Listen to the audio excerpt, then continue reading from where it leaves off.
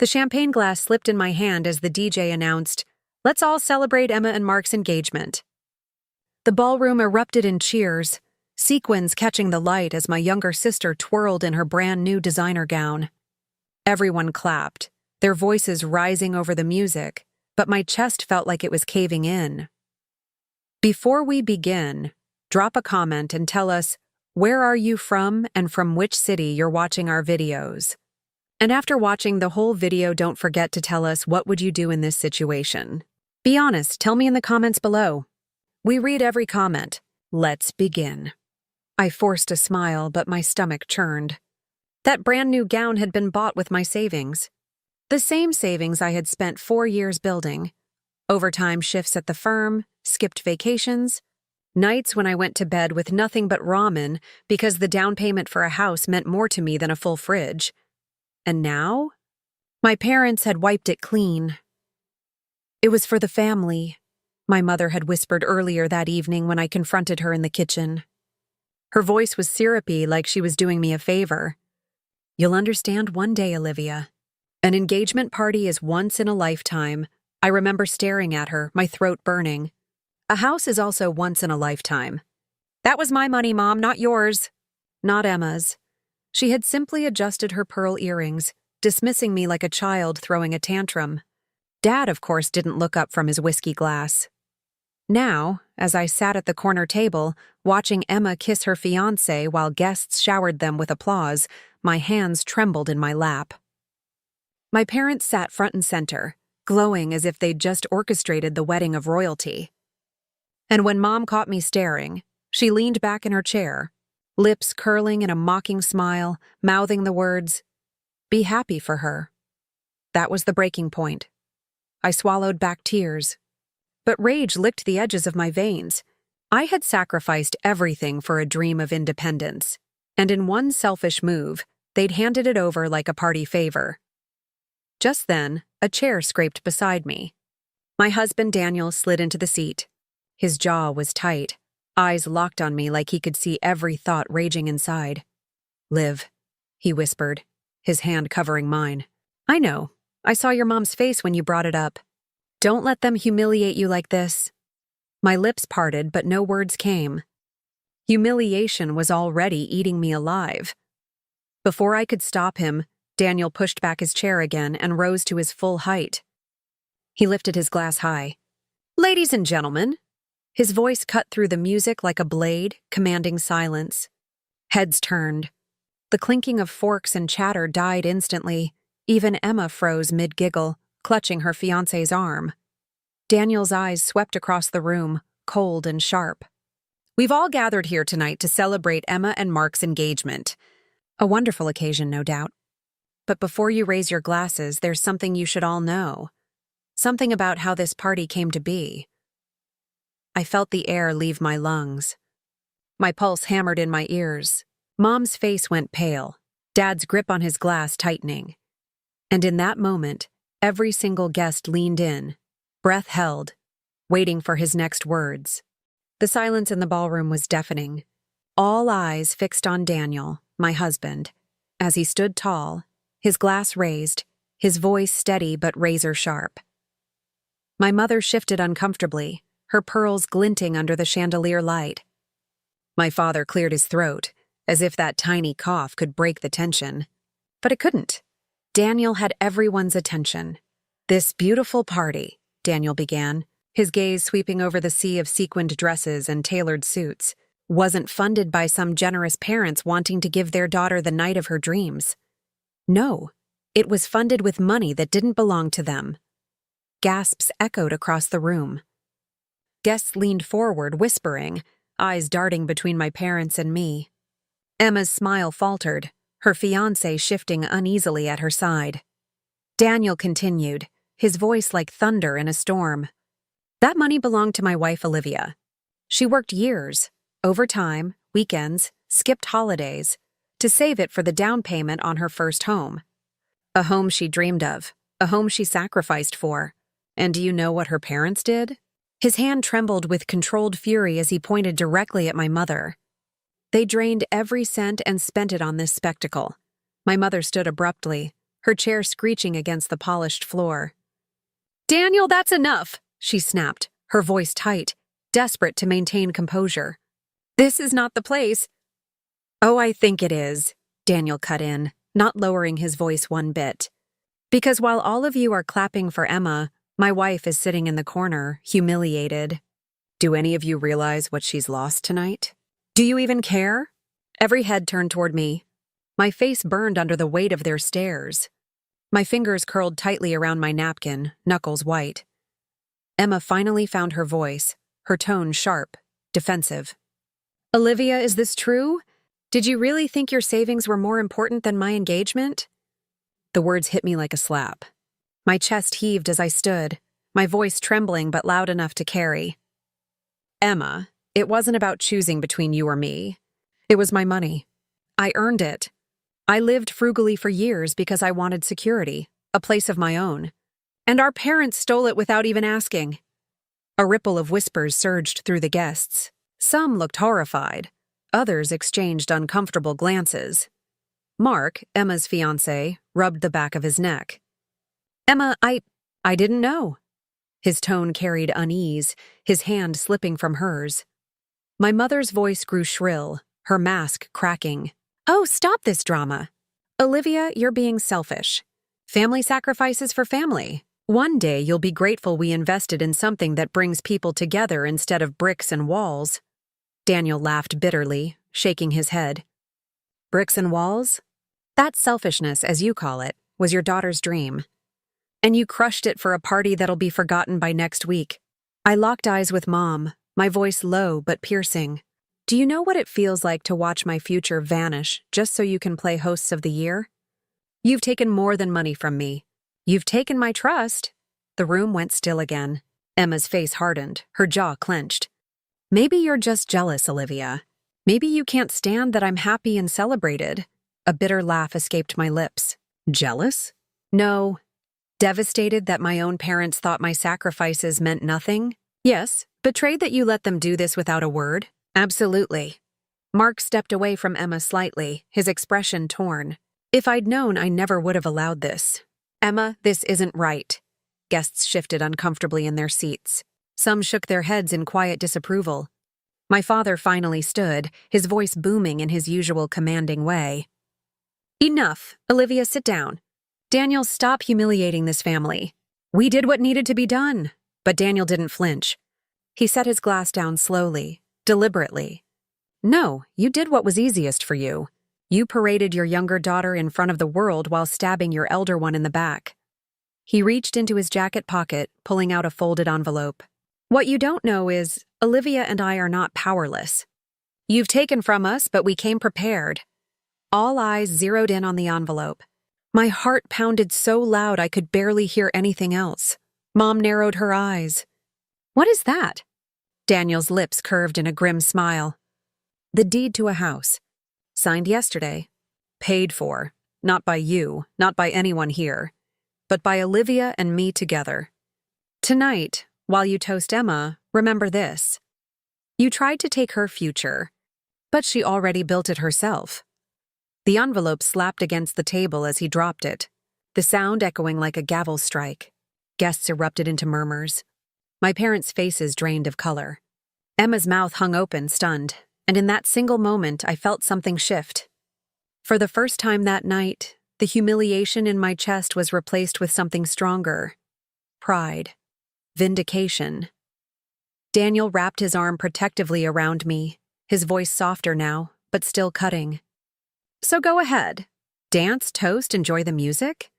But never forget whose dreams you tried to bury. Because Olivia's standing right here and she's not broken. She never will be." The ballroom, moments ago filled with laughter, now stood frozen in the heavy silence of truth. And I finally breathed again. The envelope lay on the white linen tablecloth like a weapon, its weight heavier than gold. Every pair of eyes in that ballroom seemed glued to it, as if Daniel had just detonated a bomb in the middle of Emma's grand night.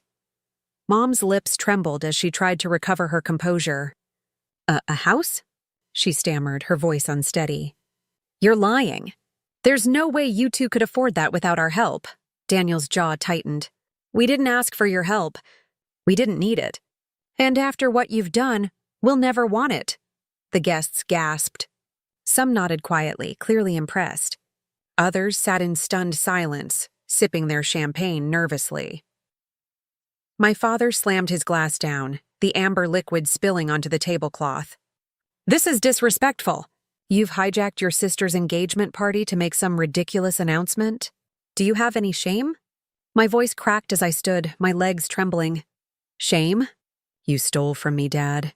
You let Mom take every cent I had worked for. And you expect me to sit here, clap, and pretend it doesn't matter? My mother raised her chin, her voice sharp, condescending. It was for Emma's happiness. She's starting her new life. We did what was best for the family. I couldn't help but laugh, the sound bitter and raw. No, you did what was best for Emma. You've always done what was best for her. Meanwhile, I was the one working double shifts, covering bills, saving for a dream you never believed in. And when you saw the chance to strip it away, you didn't even hesitate.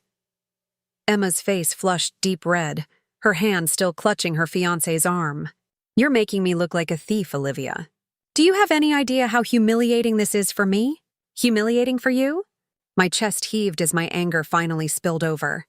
I watched you walk into this ballroom in a gown that was paid for with my sacrifice. I watched you dance under lights bought with my savings. And you never once thought to ask, where did all this money come from? Because deep down, Emma, you already knew. The words hit her like a strike. She opened her mouth, but nothing came out. Mark shifted awkwardly beside her, running a hand through his hair. Emma, is that true? Did you know about this? Her silence was louder than any denial. Guests began murmuring, their whispers carrying judgment. I caught one older woman shaking her head in disgust, whispering to her husband, "Stealing your own child's savings? Unbelievable." My father slammed his hand on the table again. Enough! You're both turning this into a circus. You've embarrassed us in front of everyone. Daniel stepped forward, his arm tightening protectively around me. His voice cut like steel. No, you embarrassed yourselves the moment you decided your older daughter's future was disposable. The tension was suffocating. Guests fidgeted in their seats, caught between their loyalty to polite society and the undeniable truth unraveling in front of them. Emma, red-faced and trembling, finally snapped. You think you're better than me, Olivia? Just because you have a deed? A stupid piece of paper? Well, congratulations. You'll never have what I have. You'll never be loved the way I am tonight. Her words sliced, but instead of anger, I felt pity wash over me. Slowly, I lifted my chin, meeting her eyes. If love has to come at the expense of someone else's dignity, then it's not love, Emma. It's greed dressed up as happiness. The ballroom fell into stunned silence again. For once, Emma had no clever retort. Her fiancé stepped slightly away from her, his expression clouded with doubt. Mom's voice shook as she hissed, "Olivia, you're going to regret this." But I didn't flinch. My voice was steady, stronger than I felt inside. No, Mom, I regret trusting you with my future. I regret thinking my parents saw me as more than just a wallet. But tonight, I learned something important. I don't need your approval. I don't need your validation. And I certainly don't need your money. I have everything I need standing right beside me.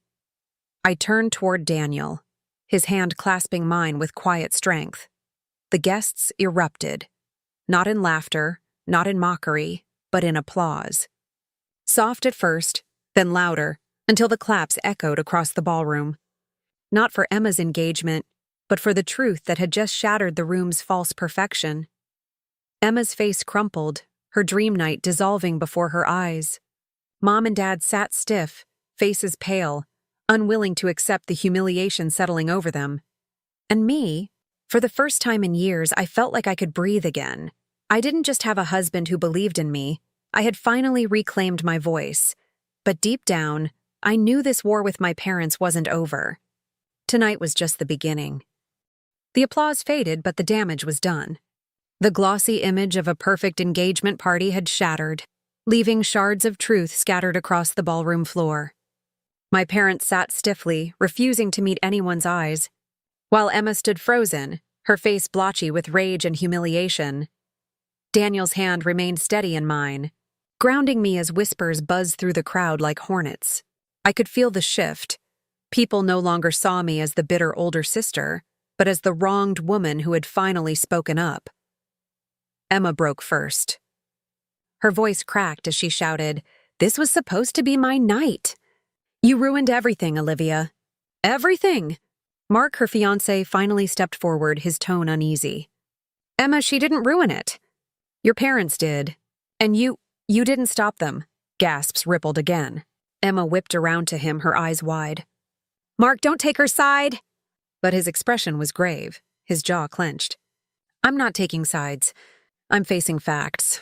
If this is how you and your family treat Olivia, what does that say about how we'll treat people in our future? If you can take from your own sister, what happens when we disagree on money, Emma? On respect?" Her mouth opened, but no words came. The silence that followed was louder than her screams. My mother slammed her napkin onto the table, standing tall, her voice dripping venom. "This conversation ends now. Olivia, you will sit down and stop embarrassing this family, or I swear—" I cut her off, my voice sharp but calm. "Or you'll do what, Mom? Take more from me? Strip me of whatever little I've worked for?"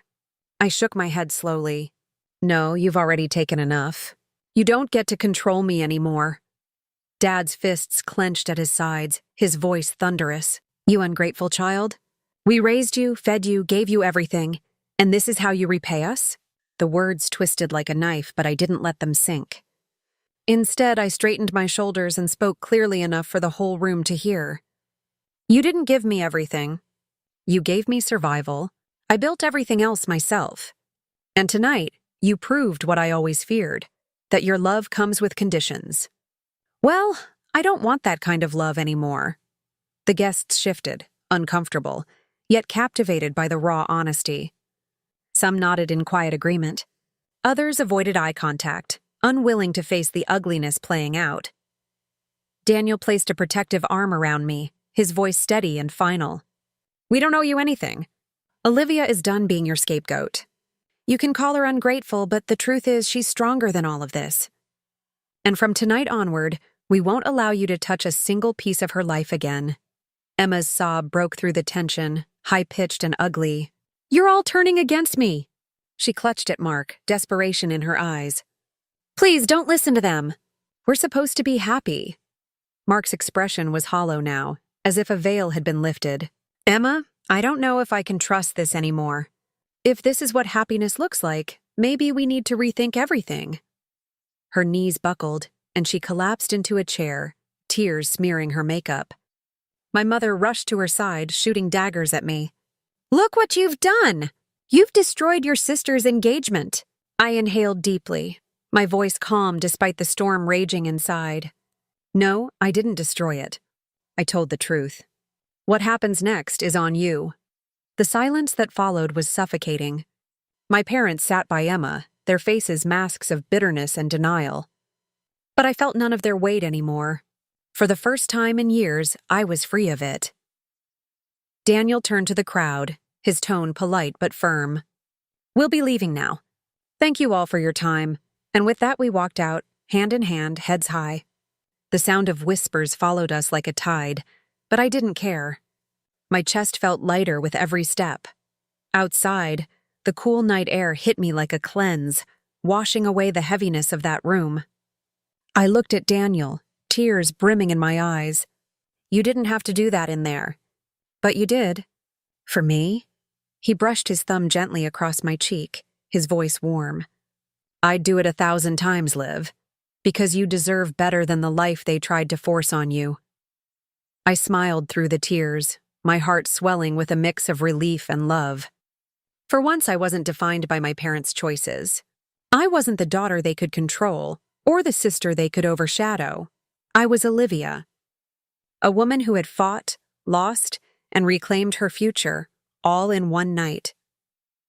As Daniel pulled me into the car, his hand never letting go of mine, I realized something. Their betrayal had set me free. And in that freedom, I found my true beginning.